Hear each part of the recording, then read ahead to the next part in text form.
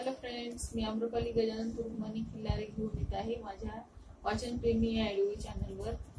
गलती किसकी या पुस्तकातील नवी कहाणी शारदा के जीवन में बजती मातमी शहनाई.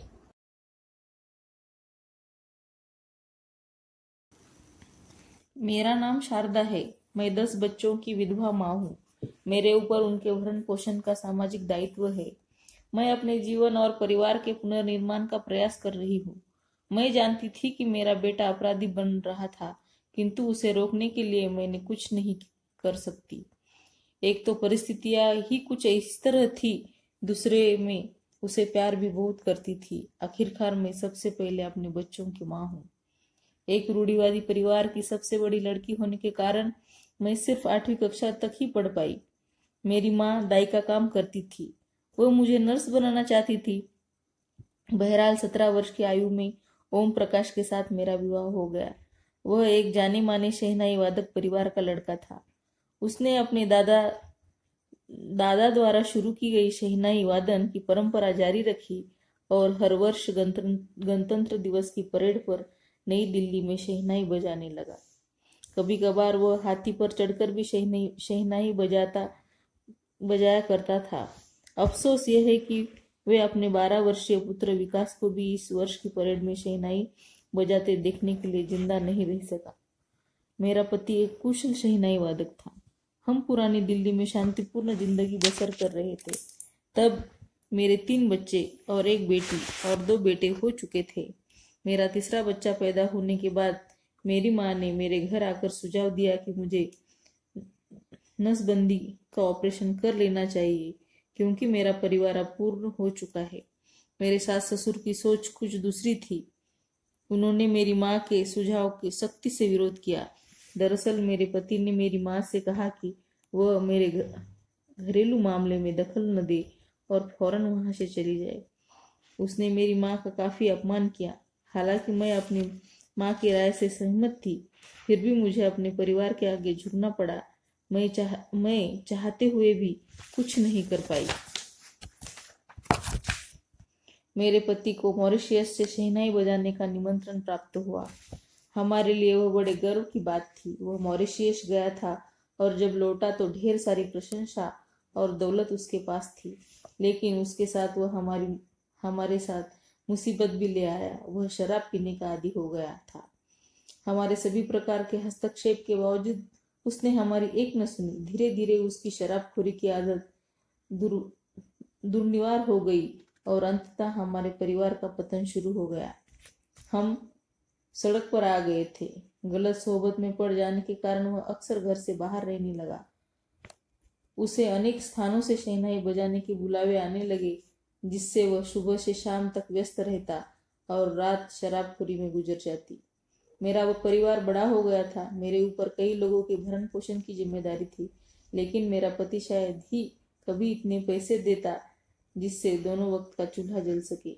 मेरे पास अपने पति के अलावा एक बूढ़ी सास, उसकी 6 बेटियां और 2 बेटे थे. सबसे बड़ी बात यह थी कि मैं जब भी कभी शिकायत करती तो मेरा पति पीट कर मुझे नीला कर देता. अपने बच्चों का पेट भरने के लिए मैंने माला बनाकर थोक बाजार में बेचना शुरू कर दिया. इससे मेरे 10 बच्चे और अन्य लोगों का गुजारा बड़ी मुश्किल से होता था. मेरे पति द्वारा घर से मेरे बाहर निकालने पर अपमानित करने से हालत और खराब हो गई. अगर वो मुझे बिना मुंह ढके बाहर देख लेता तो सरेआम मेरी पिटाई कर देता था. मेरे लिए सबसे तकलीफदेह बात यह थी कि उसने मेरे चरित्र पर शक करना भी शुरू कर दिया था. मैं ये सोचकर सब कुछ सहती रही कि एक दिन हालात बदल जाएंगे, परंतु ऐसा नहीं हुआ. जिस मकान में हम रहते थे वह काफी पुराना था. एक रात वह गिर गया. हम सब लोग इसलिए बच गए क्योंकि मेरी बड़ी बेटी जाग गई थी और उसने हम लोगों को भागकर बचने के लिए शोर मचाकर जगा दिया. हमने पड़ोस के ही अन्य जर्जर मकान में शरण ले ली. वह भी लगभग गिर ही चुका था. पहले उस कूड़ा डलाव के रूप में इस्तेमाल किया जाता था. उससे रहना नरक में रहने के समान था. लेकिन मेरा पति अब भी अविचलित था. स्थिति में अब भी सुधार भी नहीं हुआ था कि मेरी बेटी को दौरा पड़ गया. डॉक्टर ने बताया कि उसे मेनिंजाइटिस हो गया है. मुझे कुछ भी पता नहीं था कि वो क्या करना चाहिए। अस्पताल में उसके इलाज के 8 महीने लग गए। हालांकि उसका इलाज हो गया, लेकिन वह अपना मानसिक संतुलन खो बैठी। वह विक्षिप्त हो गई।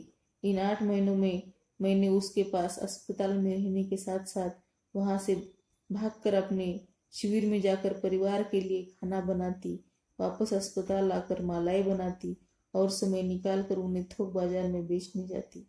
मेरा पति अस्पताल में 1 या 2 बार आता, लेकिन अस्पताल में रहना मुझे काफी महंगा पड़ा। मेरा सबसे बड़ा बेटा विनोद उस राह से भटक गया जो मैंने उसके लिए चुनी नहीं थी। वह 14 वर्ष की उम्र में भी हत्या के एक मामले में गिरफ्तार कर लिया गया। विनोद भावनात्मक रूप से मेरे बहुत करीब था। हालांकि मेरे सब बच्चे मेरे करीब थे, लेकिन सबसे बड़ा बेटा होने के कारण मेरे पति के हाथों होने वाले मेरे उत्पीड़न को वह सहन नहीं कर पाता था। मेरा पति भी उसे नहीं चाहता था। मैंने पति से कई बार गुजारिश की कि वो विनोद को शहनाई बजाना सिखा दे, लेकिन उसने विनोद से घृणा की और कोई भी बच्चा शहनाई बजाने की कला सीखने के योग्य नहीं है। मैं अपनी जीत पर अड़ी रही, लेकिन बदले में मुझे पिटाई के अलावा कुछ नहीं मिला।